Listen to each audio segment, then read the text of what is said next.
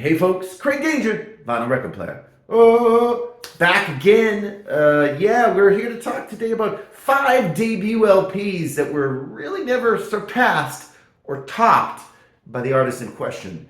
Obviously, this is frankly not an uncommon situation, but I figured I'd go into the collection and pull out really just 5 stellar must-have examples of those debut albums that really the artist in question, they tried to top it, I'm sure, but really, that never really happened. These are going to be hot takes. I would even call them dangerous hot takes. So, friends, we're going to be coming hot out of the gate, just like these LPs. So, you might want to grab yourself a cool beverage and buckle up.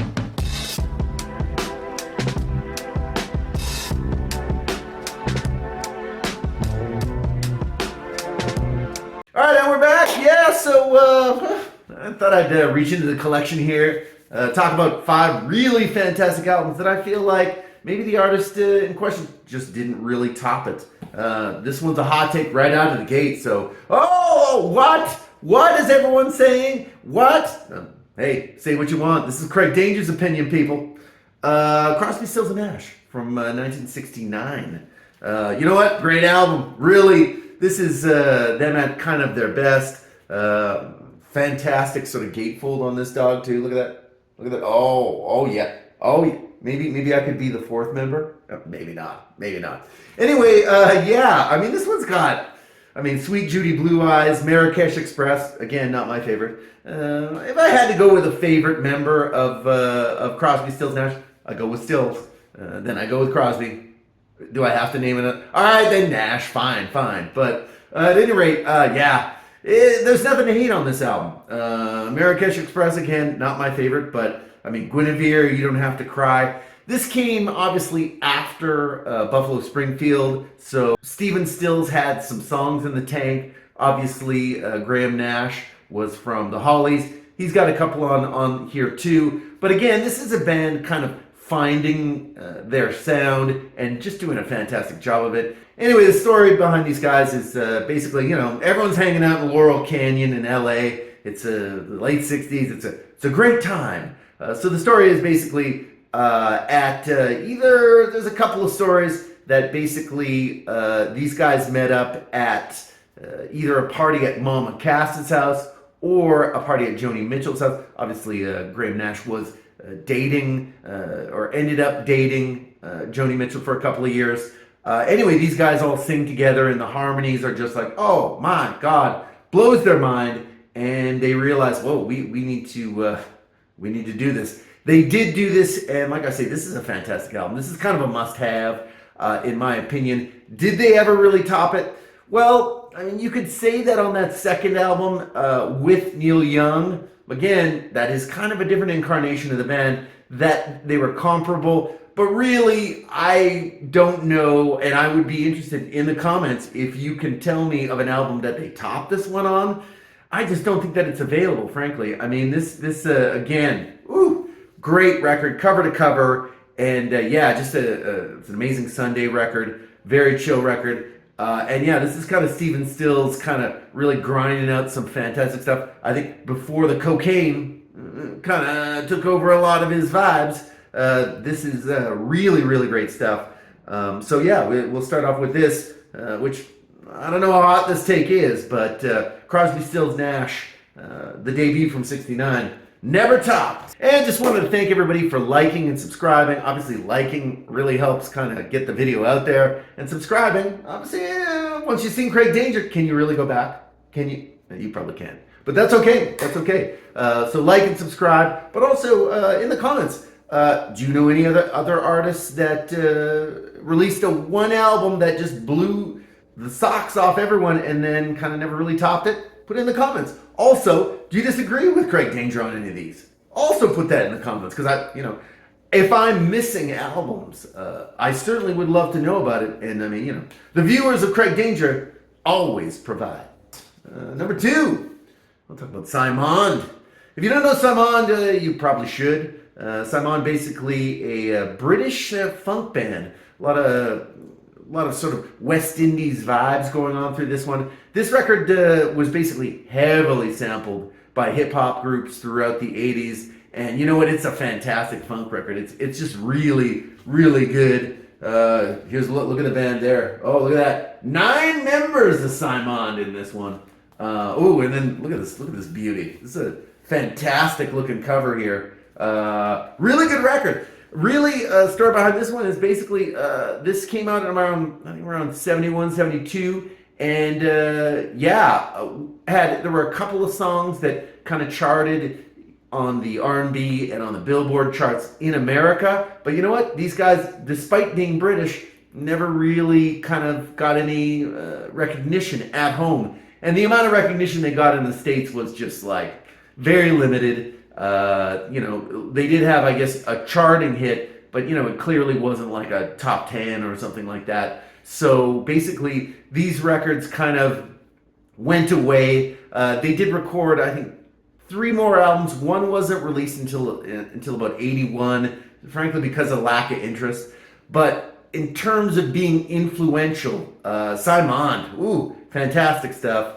Massive Attack also had sampled them, but basically there's many a rapper who sample really this fantastic record. Kind of key track on this one is Dove, which is really kind of epic. There's a lot of epic jams on this one, so this is not for those punk rockers who are looking for a 2-minute rock fest. This is for those who are a lover of the groove. But Simon from 1971, 72, I think it might be 72. Fantastic album and worth a pickup. But again, never really topped by the band. They gave it a shot, but this one is kind of their masterwork. Simon. I don't even think this is a hot take. I mean, who is like, I don't know, I really like Straight Shooter from 76, which I think is good. But this from 74, Bad Company, the original, it's hard to beat this one. This is kind of where most of the hits come from as far as the radio goes. Can't get enough. Obviously, Bad Company. The Bad Company theme even. Woo! That's a hot track. Really kind of a sort of a cowboy sort of a jam happening with that. Moving on. Ready for Love. I mean, cover to cover, this is like almost like a greatest hits album. So I don't know who would. If you, in the comments, if you can name a Bad Company album that's not maybe 10 from 6, which of course is their greatest hits, then I mean, the fact is that I just don't know that they ever topped this one. And with Bad Company, I think almost anyone, even the hardest core of fans, would agree that as the band went on, it's kind of diminishing returns, which is fair. In fact, just the fact that before Bad Company, of course, Paul Rodgers was in Free. And if you take a look back, if you're a Bad Company fan who doesn't know Free, wow, you are missing out. In fact, you definitely will want to look back into the Free catalog, which, magical stuff. Almost all of Free stuff is deeply underrated, and that's mainly because, they had one hit, which was All Right Now. I mean, obviously, huge sort of classic rock staple, but man, all through that catalog, I think it's about 5 or 6 albums, Free did some majestic stuff. This is basically Paul Rodgers' second act kind of as an artist. So for him to like put on an album with Mick Ralphs, obviously, of Mott the Hoople, as well as I believe the bassist was from King Crimson, as a matter of fact, or at least a short period of time. And of course Simon Kirke on drums, who was also from Free.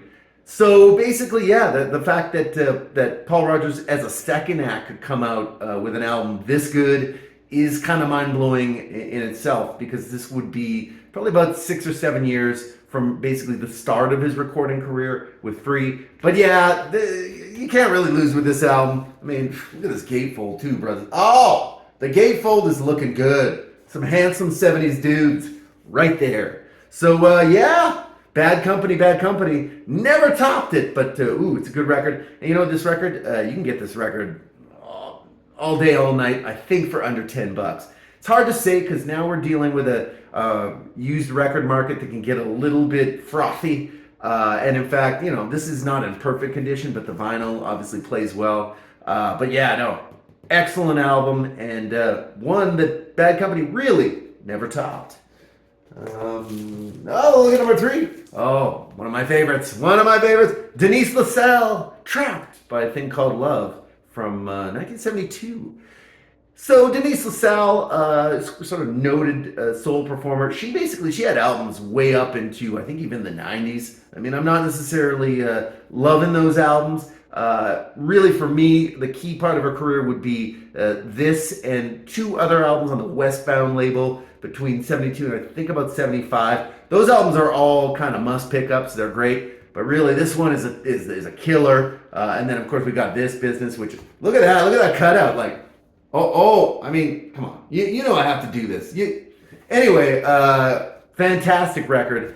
Obviously, the title track was the big hit on this one, and really kind of Denise's kind of only really major hit.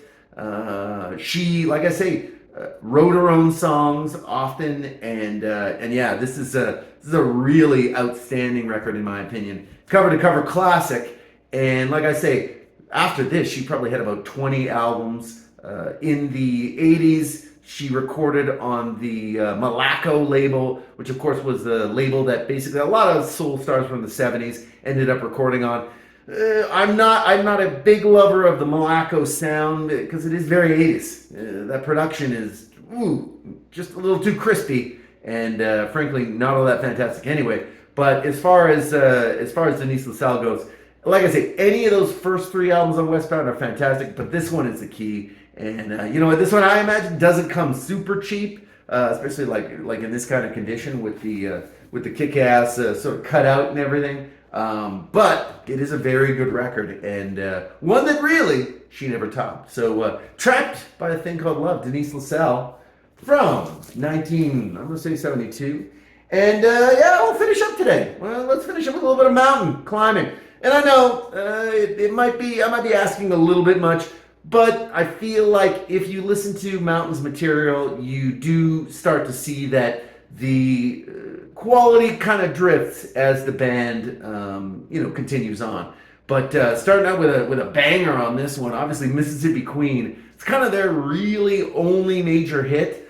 Certainly back in the '70s, I suspect they probably got some good FM radio play. But really, this album is just, it's a banger from cover to cover, starting with Mississippi Queen, but obviously Never in My Life is a winner. I think that also may have been kind of a small radio hit. Theme for an Imaginary Western is good. To My Friend. Sitting on a Rainbow. I mean, this is Leslie West, basically the guitarist, singer, kind of at his best. Felix Pappalardi, I think this probably would have been before Felix got again. Not that there's a theme here with rock stars. But heavily into the snow. And by snow, I mean cocaine. Unfortunately, yeah, cocaine doesn't seem to help the creativity of rock stars. This is what I've noticed. It's a little bit of a theme in the 1970s. But mountain climbing, this one I think is from 70, maybe 69. But doesn't matter. It's a good one. And you know what? I think you can still get this one for, I think, a pretty good price. It's out there. And there are a lot of copies out there. That's the thing. Again, it would be questionable. I think certainly this album and definitely the Crosby, Stills, Nash album, which again I will show it here. This album, I think, if you're looking for a minty copy of this one, I think you'll be getting into the $20-$25 range. This one, I think you can get this for under 15. But it is a great record, and I think it is representative of their sound. And yeah, I feel like it's one that they've never really topped. So fantastic record. Mountain Climbing, their debut. Classic, but never topped. So that's the video for today. A little bit of a short one, but I wanted to kind of cut through these albums that I feel like that the artist never topped. Not saying they never did another good album, just saying that this is kind of the king cheese, the monster. And really, that's what we're showing on this channel. Monsters with Craig Danger.